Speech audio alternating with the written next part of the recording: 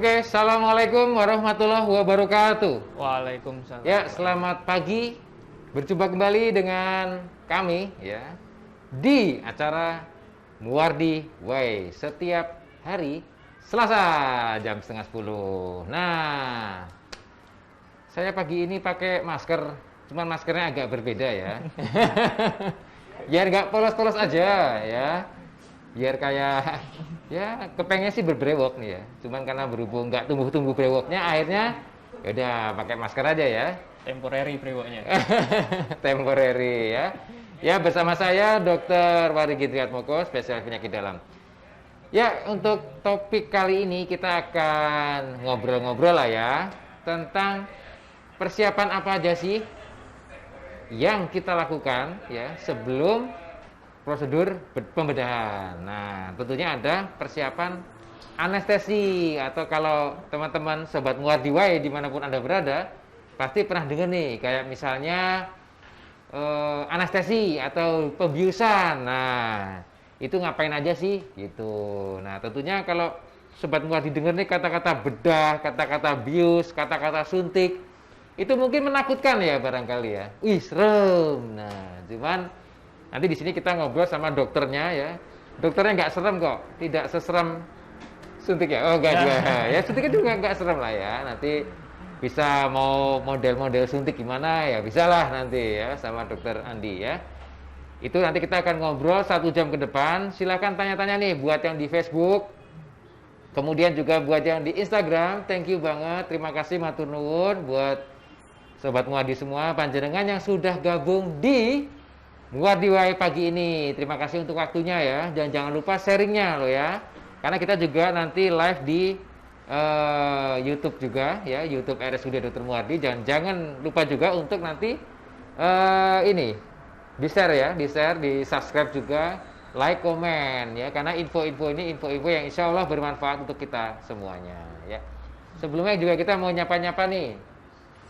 Ada-ada aja Dokter Yongki. Wah ya, ya. Ya begitulah, memang harus ada-ada aja. Oke, ya jadi nanti kita akan ngobrol-ngobrol seputar hal-hal yang mungkin menakutkan. Bahkan saya sendiri juga ya kadang-kadang takut lah ya. Namanya, dibius, dibedah, bayanginnya aja udah serem.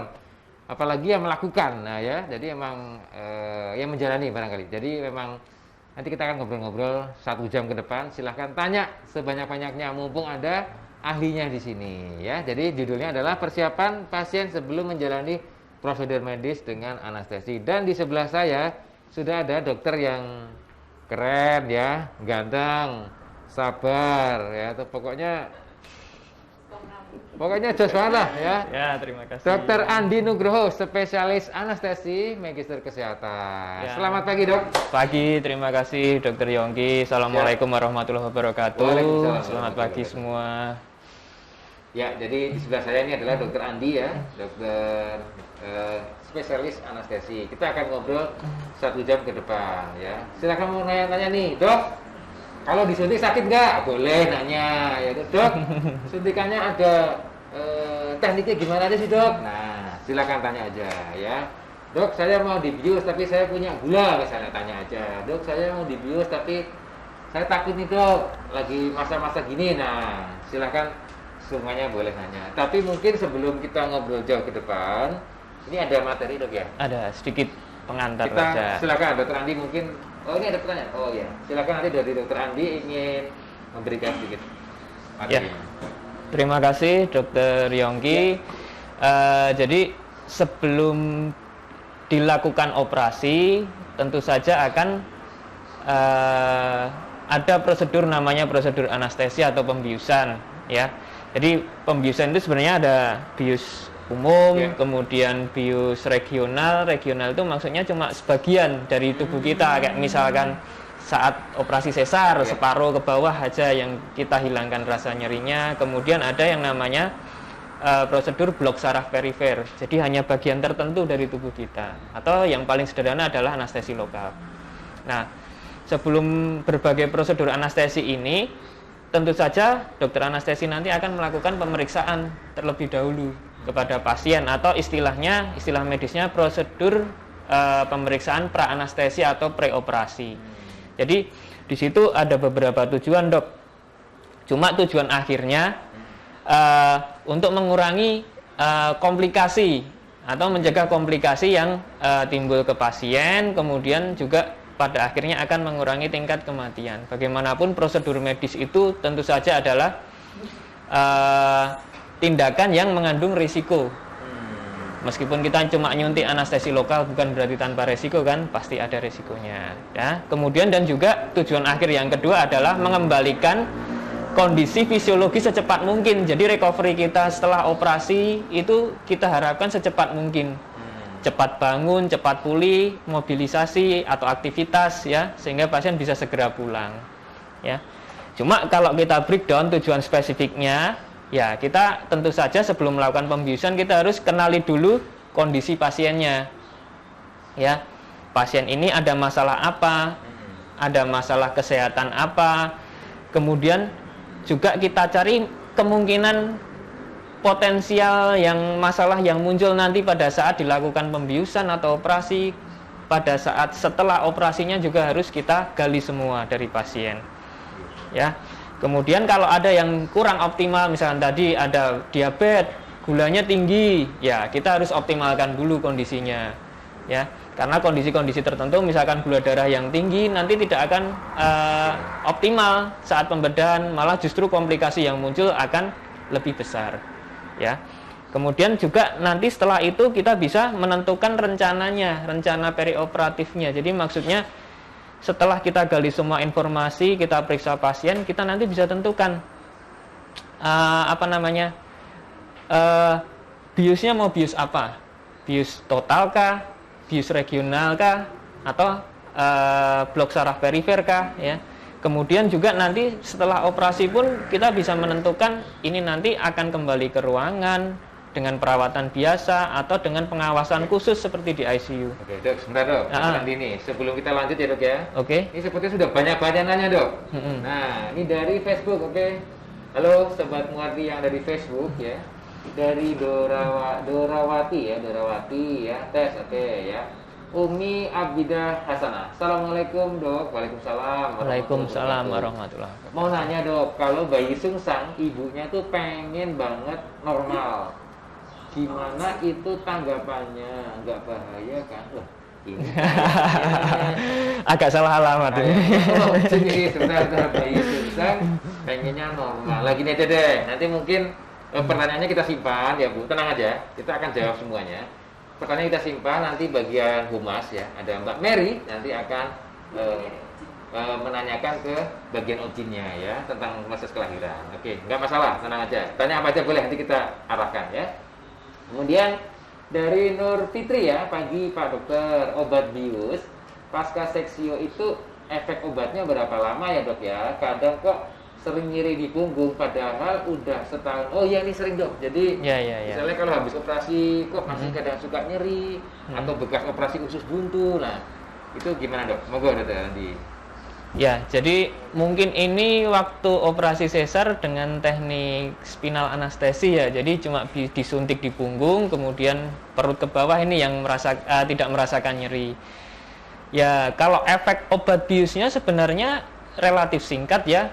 Sekitar 2 jam setelah operasi itu sudah hilang.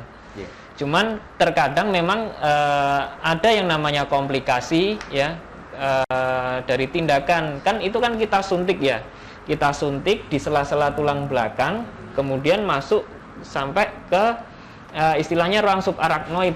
Jadi nah pada saat proses penyuntikan itu mungkin percobaannya nggak cuma sekali karena banyak faktor, misalkan kondisi pasiennya kooperatif atau enggak, karena pasien kita posisikan dengan posisi tertentu Dok supaya celahnya itu lebih membuka. Jadi kita menyuntiknya lebih mudah. Tapi kalau pasiennya nggak kooperatif, mungkin karena sudah nyeri dan sebagainya, nah itu kan akan susah masuknya jarumnya. Nah seperti itu, tusukan berulang kali juga biasanya nanti akan nyeri setelah ininya, setelah operasinya. Berapa lamanya itu tidak bisa kita prediksi Dok. Paling lama, paling cepat biasanya pengalaman dari pasien-pasien yang sudah kontrol? Kalau paling cepat biasanya kadang ada yang setelah operasi nggak merasakan nyeri, itu juga ada. Tapi ada juga yang pengalaman seperti Mbak Nur ini juga sampai berbulan-bulan, bertahun-tahun masih nyeri karena penyembuhan jaringan lunak itu memang lebih lama dibandingkan kulit itu sendiri kan. Solusinya memang gimana dok ya biar nanti nggak sakit lama? Itu solusinya ya pada saat dilakukan penyuntikan sebaiknya kooperatif yang pertama itu ya. Kemudian kalau dari segi alat kita sebenarnya sekarang sudah menggunakan jarum yang relatif kecil dok. Jadi sudah nggak seperti zaman dulu waktu masih tahun 90-an atau 2000-an awal. Sekarang jarumnya udah sangat-sangat kecil. Jadi lebih sedikit traumatis dibandingkan jarum yang besar kan, tentu saja kerusakan jaringannya kan pasti akan lebih minimal. Iya. Kalau obatnya sih nggak berpengaruh, yaitu penyuntikan, proses penyuntikannya. Lebih ke prosesnya, dok. Iya. Itu ya. Jadi ya nanti mungkin dari apa? Mungkin bisa lebih ini ya. Iya, mungkin dibantu dengan olahraga, fisioterapi untuk membantu penyembuhannya. Biar nggak nyeri. Ya gitu Pak Nur ya, jadi nanti olahraga, fisioterapi, ya kontrol ya, silahkan ke Rumah Sakit Dr. Muardi, kontrol aja lah ya, nggak nanti ketemu sama Dr. Andi atau ketemu sama yang lain ya, ketemu sama saya ya silahkan ya, boleh silahkan datang ya. Oke, Dorawati ya, dok anak saya udah SMP, tapi kalau lihat jarum tuh takut, gimana caranya bisa dibius? Nah, lihat jarumnya takut dok, gimana dok? Iya, ini memang itu akibat anak itu sering ditakut-takuti ya. Nanti disuntik sama Pak Dokter ya. Biasanya kan kayak gitu ya dok ya. Jadi sebetulnya dari awal harus kita kenalkan sih. Ya memang disuntik takut. Kita bilang disuntik memang sakit. Cuman enggak perlulah kita takutin. Kalau memang anaknya memang sudah takut, ya nggak apa-apa, tetap masih bisa saja dibius, tapi nanti mungkin pendekatannya beda dok biasanya. Mungkin dokter Andi nyanyi dulu gitu ya. Nah, kalau anak-anak sih memang agak unik waktu kita meriksa sebelum operasi itu. Kadang kita nggak pakai jas dokter, jadi pakai baju biasa atau pakai baju yang lucu-lucu, jadi biar anaknya itu nggak takut. Anak kalau udah lihat pakai jas putih kan biasanya kan takut, kalau apalagi takut disuntik kan.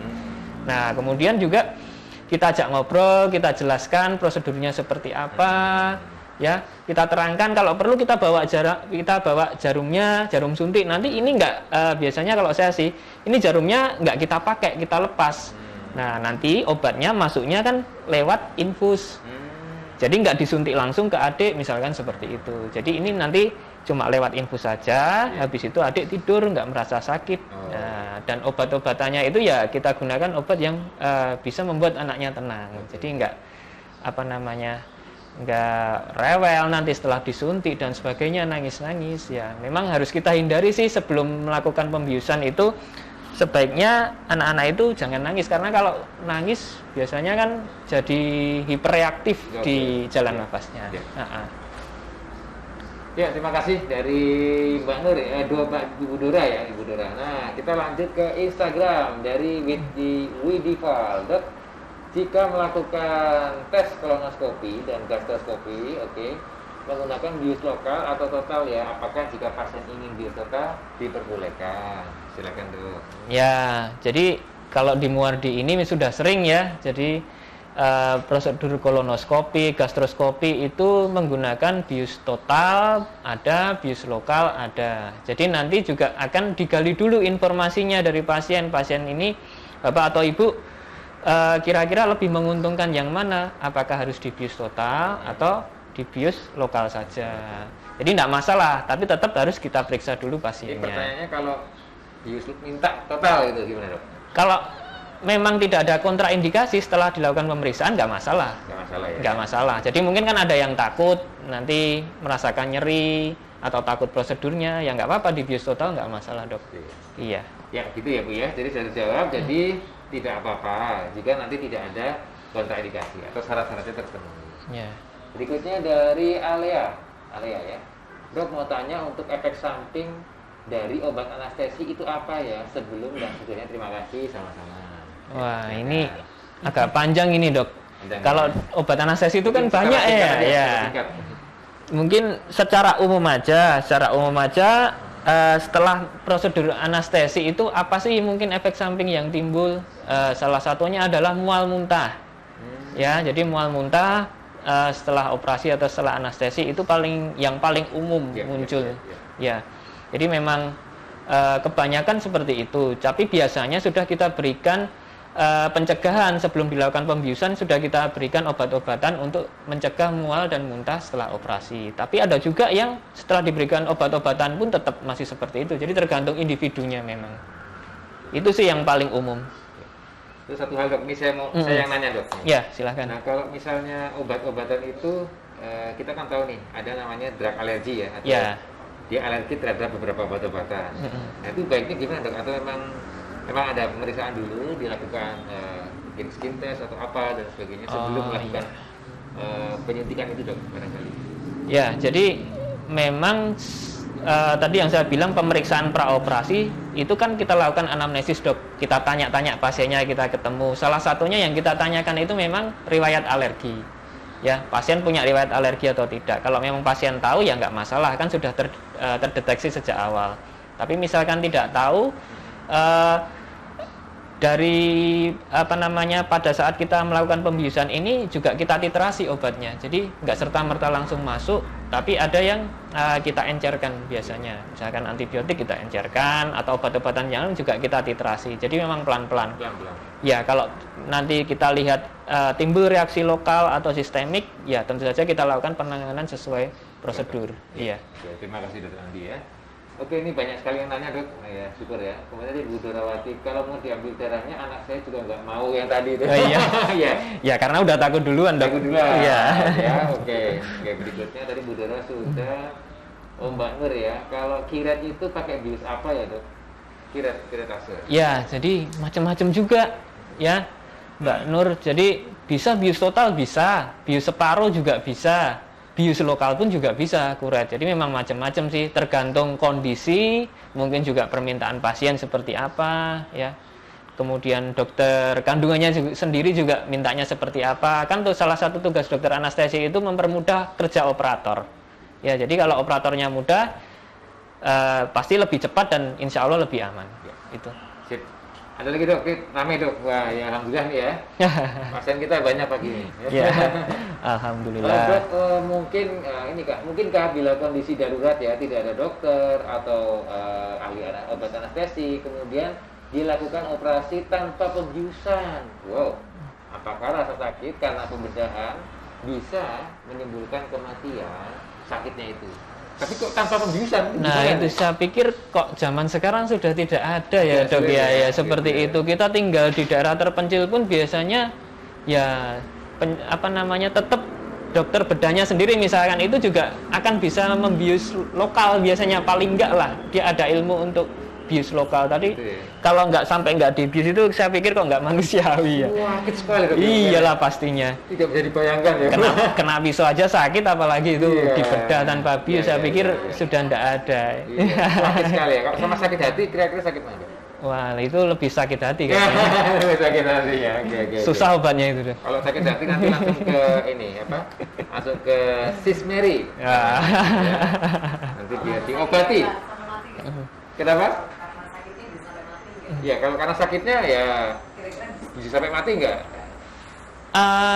Pada sedikit kasus bisa. Jadi bisa sampai menimbulkan shock neurogenik karena saking sakitnya, terus kemudian pasiennya sudah tidak bisa tahan lagi dengan nyerinya, bisa aja sih.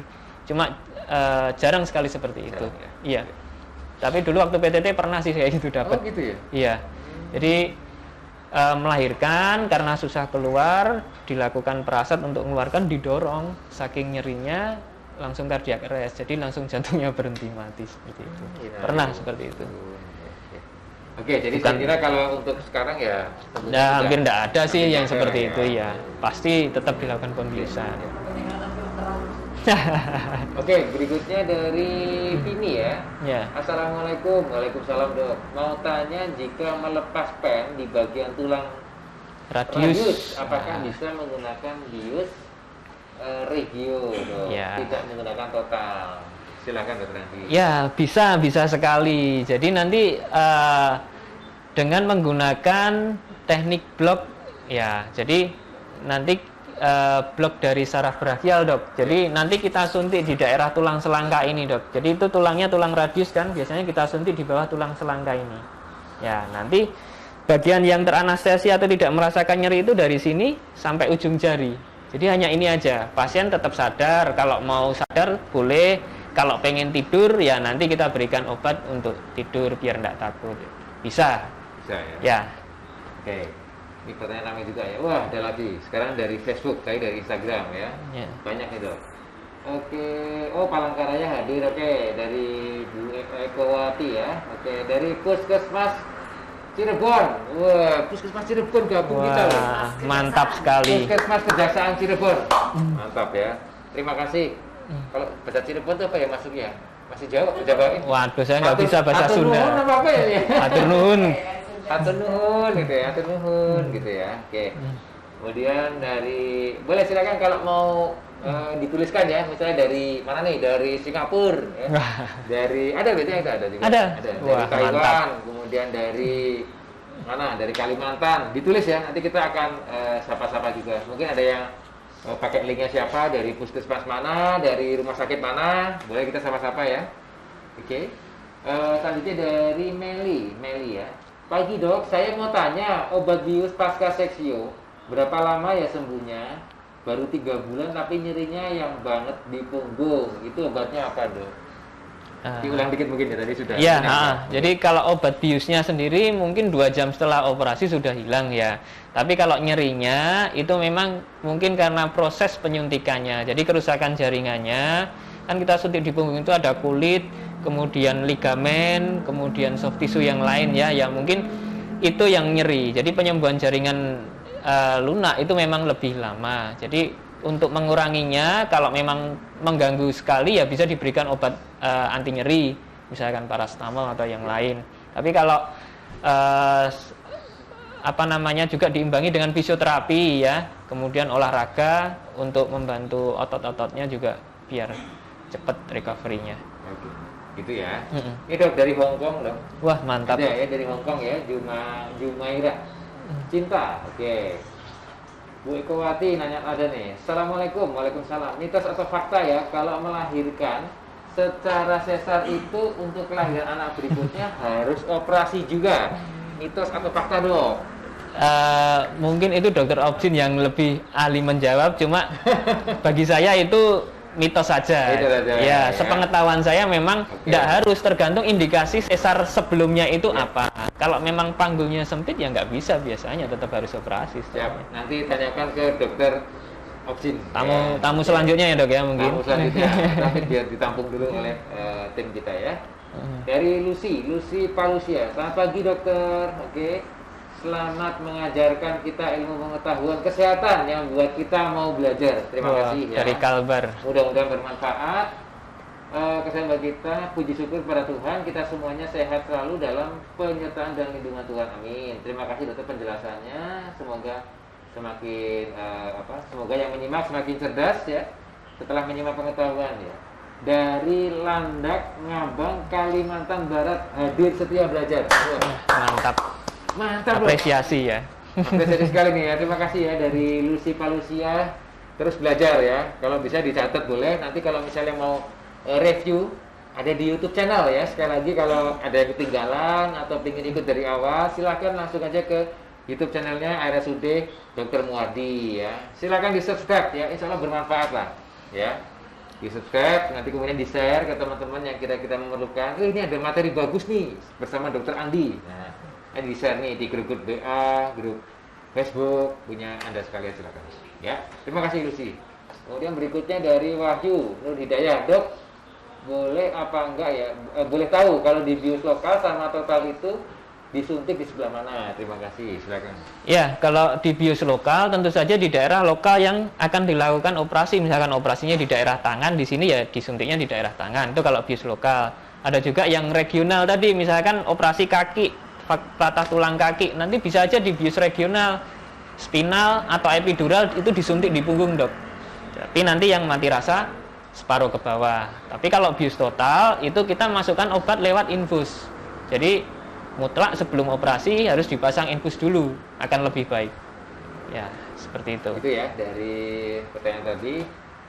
Selanjutnya dari Instagram, dok kalau pasien habis operasi jantung 7 hari baru siumam, baru sadar ya, itu Iya. wajar nggak sih dok? Nah tapi operasi jantungnya apa? Nah, itu operasi jantungnya Tapi yang sampai selama apa itu? dulu? Atau mungkin kondisinya mungkin agak Bisa jadi karena operasi jantung termasuk salah satu operasi yang cukup rumit ya, baik operasinya, prosedur anestesinya sendiri, pembiusannya sendiri itu juga cukup sulit, belum nanti untuk recovery-nya, penyembuhannya. Ya memang kalau kondisi awalnya memang sudah kurang baik, sudah gagal jantung berat dan sebagainya, ya bisa saja memang bangunnya akan lebih lama. Bisa saja karena memang belum kita bangunkan. Jadi karena setelah operasi jantung mungkin jantungnya masih lemah, kan kita harus meminimalkan kebutuhan oksigen jantung. Nah, salah satu caranya dengan menidurkan pasien, kita berikan obat-obat tidur. Jadi pasien tenang, otomatis kebutuhan oksigen tubuh akan minimal, dok. Nah, jadi bisa disimpan untuk organ-organ penting, jantung, otak dan sebagainya. Jadi memang bisa saja sih bisa, tapi juga lihat kondisinya dulu. Ya. jadi tidak serta-merta sama Sama atau, ya. jadi membuat sesuatu yang menakutkan ya. Ya. Tapi memang maksudnya tuh kita lihat kondisinya sebelum dioperasi bagaimana. Ya mungkin kondisinya agak emergency atau darurat Ya. atau kondisinya kurang baik barangkali gitu dok ya. Ya, kalau Bapak Ibu mungkin bertanya-tanya ada keluarganya yang seperti itu, langsung sampaikan saja ke dokter yang merawatnya, tanyakan normal enggak prosedur seperti ini, bangunnya sekian lama seperti ini. Ya, jadi hak pasien untuk mengetahui kondisinya ya, atau keluarga yang dirawat. Dan itu pentingnya komunikasi dok. Nah, ya. itu juga Komunikasi, pentingnya betul komunikasi. sekali. Jadi jangan sampai nanya ke kiri kanan. Nah, Apalagi jangan bukan katanya, dokter, ya. jangan katanya. Tanyanya Tanyanya bukan dokter, Ya. terus ada nambahi lagi saudaranya, tetangganya, lo itu lah kan. Tidak langsung lihat di situ. Nah, Iya, itu iya, pentingnya komunikasi. Silakan ditanyakan ya. Oke, dari Instagram. Wah, banyak nanya nih dok. Wah, mantap Dokter ini. banyak sekali fansnya ya. Dok, saya 7 bulan lalu operasi untuk amputasi lengan kanan dan patah di femur kanan. Tes kemudian terus dokter menyarankan setelah operasi itu untuk suntik morfin agar mengurangi sakit. Itu apa nih? Batal karena saya biasa aja. Kenapa ya? Oh iya. Jadi memang amputasi atau patah tulang itu salah satu yang tingkat nyerinya tinggi ya. Makanya kalau nyerinya tinggi, biasanya tetap kita menyertakan anti nyeri yang dari golongan opiat. Ya, jadi salah satunya adalah morfin itu. Cuma balik lagi, nyeri itu subjektif, dok. Jadi ambang nyeri orang dan persepsi nyeri orang itu masing-masing berbeda. Kayak misalkan dokter Yonggi mungkin dicubit pacar sama dicubit orang lain pasti kan tingkat nyerinya beda kan. Nah, seperti itu. Lebih jadi keras lagi ini dicubit istri. nah, itu. Jadi kalau misalkan Dia nanya semua nih, kayaknya kerasa nih. Yang cowok itu. Iya. Mas Reza. Ini Mas Reza ya, iya. Ya, sering gitu. Jadi kalau mungkin pasiennya tidak terlalu merasakan nyeri karena memang ambang nyerinya tinggi, ya enggak perlu kita diberikan morfin, enggak apa-apa, enggak masalah. Yang penting pasien nyaman, intinya itu. Enggak harus seperti itu. Ya. Ada juga yang mungkin nggak sakit ya dok ya. Ya. Namanya cubit gemes. Wah. Ya. Malah minta tambah dok kalau itu dok ya. Apa sih? Nah, kadang-kadang itu juga bisa itu namanya. Itu cuma cubit pura-pura ya. Iya. Kalau kata apa? Ini Tante Mary itu mungkin Cubit gemes. Ini kan sekarang banyak tante. Iya. Ya. Selanjutnya nih ya dari Lucy tadi kabar. Oke. Oh, sudah. Instagram tuh banyak yang nanya. Oke, ini mau nyapa-nyapa juga ya, sorry. Nyapa-nyapa. Oke, belum ada yang ini ya. Yang silahkan menyebutkan daerahnya dari mana biar kita baca. Oke, banyak sekali yang dari Kabul. Terima kasih ya. Ya. Oke, materinya mungkin sambil menunggu. Silahkan. Ya. Oke. Jadi sebelum dilakukan tindakan anestesi untuk operasi yang elektif yang terprogram, dok, biasanya itu malam sebelumnya kita meriksa pasien, kita ketemu sama pasien. Nah, itu kita lakukan pemeriksaan praoperasi. Di situ yang pertama kita lakukan adalah anamnesis, kita tanya-tanya dulu pasiennya. Jadi biasanya kita rangkum seperti ini, dok. Jadi informasi yang kita gali di pasien itu kita secara simpel kita singkat seperti ini. Jadi A itu adalah alergi, kita tanya riwayat alerginya. Ya, kemudian medication, pasien sedang dalam terapi apa, sedang konsumsi obat apa yang mungkin nanti akan berpengaruh terhadap obat bius kita. Ya, kemudian past illness, riwayat penyakit. Pasien pernah menderita sakit apa? ya, kemudian pernah operasi atau enggak, pernah dilakukan pembiusan atau tidak, kemudian last meal, makan terakhir. Ini terutama kalau operasinya operasi emergency, Dok, karena puasa itu salah satu komponen penting juga dalam tindakan anestesi, terutama anestesi umum, karena lambung harus kosong, Dok. Kalau lambung isi, saat nanti kita bius, kan refleks batuk, refleks muntah itu sudah hilang. Pasien posisinya tidur. Nah, isi lambungnya bisa keluar masuk ke paru-paru, itu yang bahaya, Dok. Makanya kan kita selalu suruh puasa nih. Puasa dulu sebelum dilakukan tindakan anestesi. Pentingnya itu. Kemudian, event itu adalah hal-hal lain yang mungkin berpengaruh. Misalkan sekarang nih yang lagi ngetren kan COVID ya. Jadi pada pemeriksaan anestesi ya kita tanya-tanya, mungkin riwayat bepergian, ada riwayat demam, nyeri tenggorokan dan sebagainya yang berkaitan dengan COVID. Misalkan seperti itu, Dok. Kemudian setelah anamnesis, kita juga lakukan pemeriksaan fisik ya, menyeluruh ya. Mulai tanda vitalnya, pemeriksaan dari kepala sampai kaki. Atau kalau settingnya gawat darurat nih di IGD nih ya, kita pakai prinsip primary survey, secondary survey. Jadi pemeriksaannya cepat, tapi tetap sistematis ya.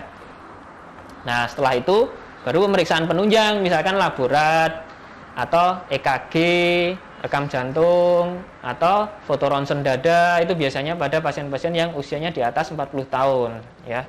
Jadi pemeriksaan laborat itu juga tidak dikebiauyah lah istilah Jawanya. Jadi tergantung indikasinya ya. Kalau misalkan pasiennya punya riwayat diabetes misalkan ya, kita tetap cek gula darahnya seperti itu misalkan. Tapi yang rutin adalah darah rutin, misalkan HB itu tetap harus ada, kosit, trombosit. Ya, itu sih, Dok.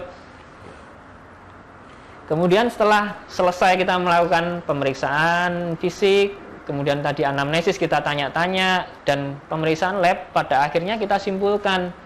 Nah, dengan pemeriksaan dengan penilaian resiko. Nah, penilaian resiko ini kalau di anestesi ini berdasarkan ASA, klasifikasi ASA dari 1 sampai 5 ini, Dok. Ya. Di sini nanti juga secara statistik tercermin angka kesakitan dan pada operasi yang terprogram dan operasi yang gawat darurat. Ya, misalkan ASA 1 nih kondisi normal nih, kayak kita nih Dokter Yongki, sehat. Insyaallah. Ya. Kalau operasinya terprogram ya angka kematiannya kan sangat-sangat kecil, 0,07%. Tapi lain halnya misalkan pasien ASA 4 yang dia sudah kondisinya jelek, ancaman kematian yang konstan, itu juga angka kematiannya sekitar 7,5%, seperti itu. Nah, itu, Dok, yang bisa saya sampaikan secara ringkas. Terima kasih, Dok. Oke, ini ada pertanyaan, Dok, di Instagram ya, dari Novita. Pagi, Dok, selamat pagi. Ini dari Puskesmas Kota Tangerang. Wih, dari Tangerang sampai sini juga. Sampai Solo ya, berapa jam ya? Karena rumah sakit Muadi ini kan rumah sakit tanpa dinding. Hospital without wall. Nah, Tangerang bisa kita sambangi. Ya. Kalimantan bisa kita jumpa. Hong Kong, Singapura. Ya. Pokoknya luar biasa lah ya. Ya. Dan alhamdulillah program acara kita ini termasuk pionir, Dok. Wah, mantap ya. Termasuk sudah berapa tahun nih? Udah jalan mau 3 tahun. 2 tahun. 2 tahun ya. Jadi sebelum rame-rame ini itu udah duluan, Dok. Sip. Berkat Dokter Yongki juga ya pastinya ini. Ada Mbak Mary Blanco dan sebagainya ya. Ini pertanyaannya tadi dari Puskesmas Tangerang ya. Boleh bertanya, Dok. Kami pernah dapat pasien ya. Vulnus laceratum. Luka robek. Kira-kira 10 cm. Untuk organ yang lain tidak kena, Dok. Dari pemeriksaan fisik untuk penjahitan anestesi yang seperti apa, Dok ya? Oh iya. Jadi agak susah juga ini, robeknya di daerah skrotum ya. Ya kalau memang di situ yang tersedia anestesi lokal ya dengan anestesi lokal saja, Dok. Cukup dengan anestesi lokal. Tapi kalau complicated, agak rumit ya lebih baik dirujuk aja ya. Mungkin itu hanya untuk sementara aja karena itu organ penting ya. Kemudian banyak pembuluh darah, saraf dan sebagainya di situ, memang agak susah itu untuk ininya. Lebih baik dirujuk ke yang ini. Cuman kalau memang terpaksa, misalkan jauh dari pusat kesehatan, ya dengan anestesi lokal aja, nggak masalah. Di tepi lukanya. Penjahitannya anestesi seperti apa gitu? Ya, mungkin anestesi untuk penjahitannya ya. Iya, untuk proses penjahitannya itu kan harus dilakukan anestesi supaya tidak nyeri ya. Itu sih dok.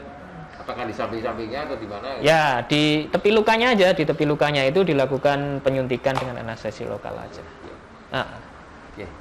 Terima kasih ya. Jadi dari Oke, berikutnya dari Vero Kania ya. Dok mau tanya, pernah lihat berita dulu seorang ibu yang tidak sadarkan diri sehingga koma bahkan berbulan-bulan dan sampai ada yang lumpuh setelah melahirkan sesar. Itu biasanya kenapa ya, Dok?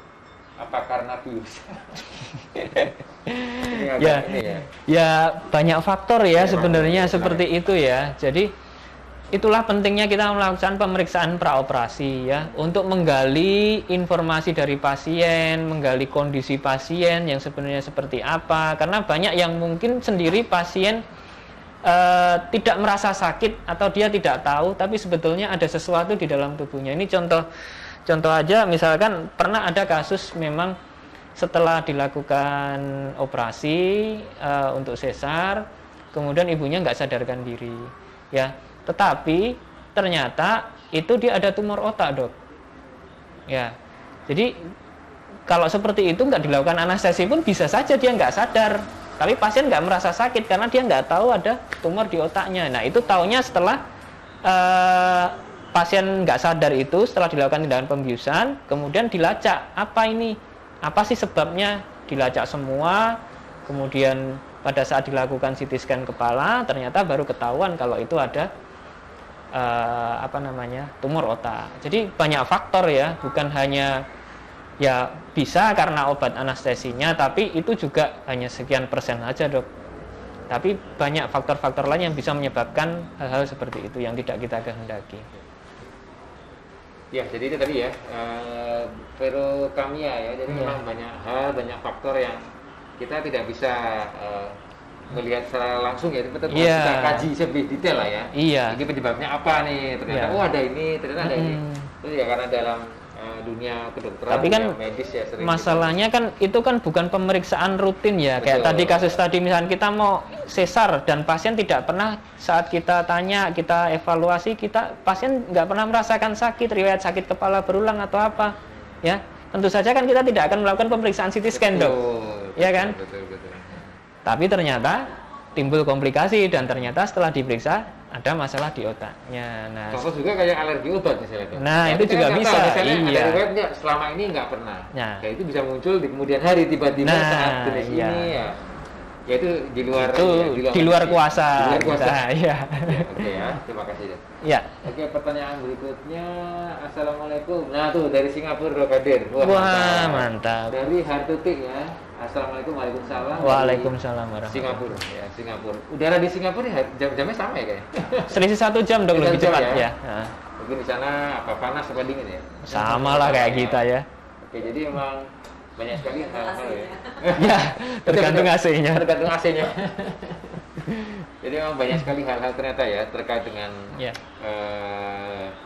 dunia pembiusan. Nah, itulah dok. Yang paling penting tadi saya mengambil dari perkataan Dr. Andi tadi juga yang paling penting juga adalah bagaimana caranya kita menjalin komunikasi ya. Silakan kalian jenengan untuk menanyakan ini gimana kabar ayah saya, ibu saya, prosedurnya apa saja, kemudian ada alergi atas apa saja, kemudian bagaimana proses pembiusannya dan lain-lain. Tentunya silahkan bertanya ya, dok ya. Nanti setelah operasi bagaimana, apakah mungkin tadi yang seperti dari Dr. Andi katakan mungkin akan beberapa jam tidur dulu ya. Kita lihat per kasus. Jadi kasus per kasus itu, penyakit per penyakit itu, per individu itu beda-beda. Sekali lagi kami tekankan beda-beda, dok ya. Jadi tidak bisa terus disamakan nih mentah-mentah nih, misalnya loh itu tetanggaku begini tuh, tetanggaku cuma habis operasi cuma 30 menit, atau tetangga saya habis operasi langsung jalan-jalan, tetangga saya 7 hari. Nah itu jangan kata tetangga ya. Sekali lagi jangan kata tetangga, karena rumput tetangga itu mungkin ada yang hijau, ada yang merah. Nah itu tidak sama gitu ya. tetap yang paling hijau adalah rumput kita sendiri. Dan itu dok menambahkan dok, Ya, makanya ya. pentingnya keterbukaan pasien juga terhadap kita dokter ya. Oh, iya, Jadi benar. Kejujuran ya. ya Oke, pada saat betul, kita betul. lakukan anamnesis Betul, tadi, betul, kita gali informasinya. Kalau ada keluhan, kalau ada apapun masalah kesehatan Anda, sampaikan saja ke kita ya. Kan hak kerahasiaan, pasien mempunyai hak untuk dirahasiakan kondisi medisnya. Kita pun sebagai dokter juga pasti akan menjaga rahasia pasien. Yang penting terbuka saja, kalau ada masalah tentang kesehatannya sampaikan ke kita, karena bisa saja itu akan berpengaruh terhadap proses pembiusan atau proses operasinya. Ya, pilihan obat kita dan sebagainya itu pasti akan berpengaruh, dokter. Ya. Dan juga harus jujur, karena ini itu COVID-19 ya. Jujur saja lah, karena itu jujur itu akan menolong panjenengan, menolong kami semua, dan tentunya menyelamatkan lingkungan di sekitar kita ya. Itu yang paling penting itu poinnya ya. Jadi jangan jujur saja tidak apa-apa, nanti kita akan ada prosedur yang terbaik untuk semua. Ya. Ada pertanyaan lagi dari Instagram. Wah, ini udah banyak. Selamat pagi dokter, ya saya dari Klaten. Wah, lumayan deket nih. Tetangga ini. Tetangga ya. Mau tanya dok, dulu saya pernah operasi ketutupan, pernah operasi kista ya. Setelah itu, setelah sudah pulang dari rumah sakit, kalau saya mau BAK itu sakit sekali. Bagian yang simpisis, apakah termasuk dari efek anestesi? Silakan dok. Ya, jadi ini mungkin lokasi kistanya di mana, lokasi operasinya dulu ya. Kita ini tidak disebutkan ya. Betul. Bisa saja kalau memang mungkin kistanya di daerah kandungan ya bisa saja berpengaruh, karena kan berdekatan antara organ kandungan dengan organ urin, genitourinaria ya. Jadi bisa saja berpengaruh. Tapi kalau untuk anestesinya sendiri, saya pikir kok kecil sekali ya. Kita nggak ada pengaruhnya untuk buang air kecil ya. Kita nggak ada efek yang ke situ, atau tindakan yang di dekat-dekat dari organ untuk urin. Itu ya. Jadi ini mungkin bisa ditambahkan barangkali operasinya di daerah mana, lokasi kistanya di daerah mana ya. Oke.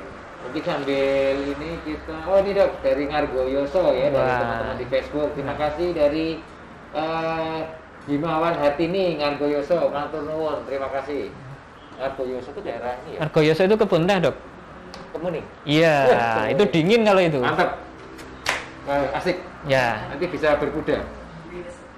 Oke, kemudian Agnes, selamat pagi, terima kasih dari Wirstiawan ya. Ya. Oh, lokasi kista di bagian kandungan. Ya, kalau di bagian kandungan mungkin memang lebih ke arah operasinya ya, bukan anestesinya, karena memang di dalam perut ini antara organ kandungan, organ untuk kencing, kandung kencing itu kan deket. Ya, bisa aja terpengaruh karena itunya. Mungkin karena sebab lain juga bisa, misalkan ada infeksi saluran kemih, karena kan setelah operasi kan biasanya tirah baring dok. Rata-rata sih biasanya sehari udah bisa bagus, tapi ada yang tirah baringnya lama. Kalau tirah baring lama kan resiko untuk terjadi infeksi saluran kencing kan lebih tinggi kan dok ya. Betul. Itu bisa aja karena itu. Oke, pemirsa dimanapun Anda berada ya, dari di Tangerang, di Singapura, di Kalimantan, di Hong Kong, di Ngargoyoso, di Tangerang tidak ya. Waktu kita kurang 10 menit lagi. Nah, silakan yang mau bertanya langsung ya, karena kalau di YouTube channel mungkin tidak terjawab ya. Kalau di sini kan kita masih live, jadi bisa kita jawab. Tapi kalau mungkin nanti hanya ulangan saja. Oke, silakan ya yang mau tanya-tanya, waktunya 10 menit lagi. Ini ada pertanyaan dari Mr. Soekarno. Ya, Bapak Soekarno ya. Dok, kenapa ya setelah pembiusan total pada waktu pasien mau sadar, pasien berbicaranya meracau seperti orang mabuk? Itu kenapa ya dok? Apakah semua orang yang dibius total mengalami fase itu ketika menjalani? Silakan. Ya, jadi memang ya namanya pembiusan itu kan kita menidurkan pasien dibawa dalam kondisi tidur dan tidak merasakan nyeri. Nah, memang ada di situ ada melewati salah satu fase namanya fase eksitasi dok. Ini juga tergantung obat yang kita pakai apa juga sih, dan juga tergantung kepribadian dari orang itu. Oh gitu ya.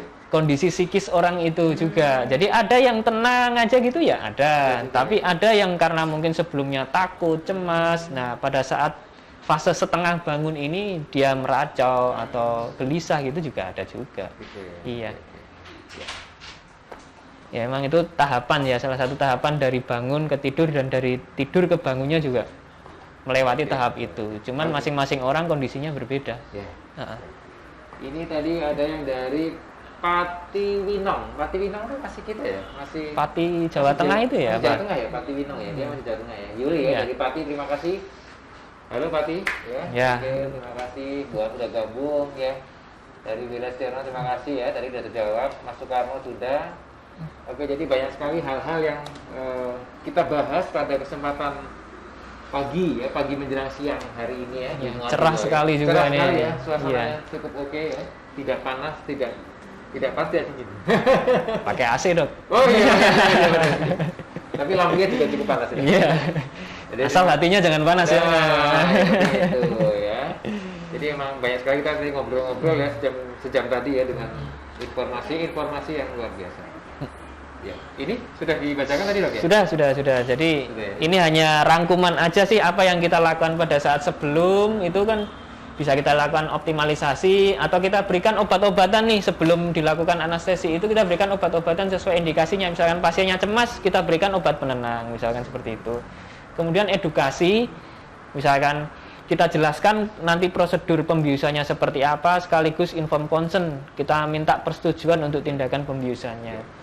Saat intraoperasi ya kita tentukan teknik anestesi kita, obat-obatan kita sesuai kondisi pasien. Masing-masing akan berbeda. Sama-sama sesar aja jenis obatnya, tekniknya mungkin bisa beda. Bisa bius umum, bisa bius spinal misalnya seperti itu. Dan pasca operasinya itu akan kita tentukan perawatan pasca operasinya, manajemen nyeri dan proses rehabilitasinya seperti apa. Apakah ringan saja bisa dilakukan sendiri mandiri atau nanti butuh bantuan dari spesialis rehab medik seperti itu, Dok. Ya, karena waktu sudah habis ya. Ini ada lagi nggak nih? Oh, ini sebentar, ada lagi nih. Pertanyaan dari Mary Grace. Tante Mary ya, Tante Mary. Dok, punya pengalaman untuk saat membius pasien tidak? Dok, punya pengalaman untuk unik. Oh, unik. Unik saat membius pasien atau unik tidak? Membius pasien. Pengalaman unik Dok, yang lucu-lucu mungkin. Bukan ya, unik lah barangkali ya, bukan lucu sih, unik. Ini karena saking banyaknya saya malah jadi ini ya, banyak sekali sih hal-hal yang unik itu ya, mulai dari pasien yang saking takutnya itu pengen lari dari kamar operasi itu juga ada. Gitu. Enggak, karena sudah kondisi terbius ya, tapi karena yang terbius separuh, tapi dia pengen lari nggak bisa, sedangkan dia nggak bisa menggerakkan kaki ya, kita tenangkan lah, kita edukasi dan sebagainya ya. Dan juga ya anak-anak kayak gitu ya seninya itu sih Dok, kita menenangkan pasien di kamar operasi anak-anak kadang Dok, mungkin pakai baju pakai topeng badut atau gimana? Ya, pakai balon. Biasanya kan saya main sarung tangan itu saya bikin balon-balonan gitu juga bisa.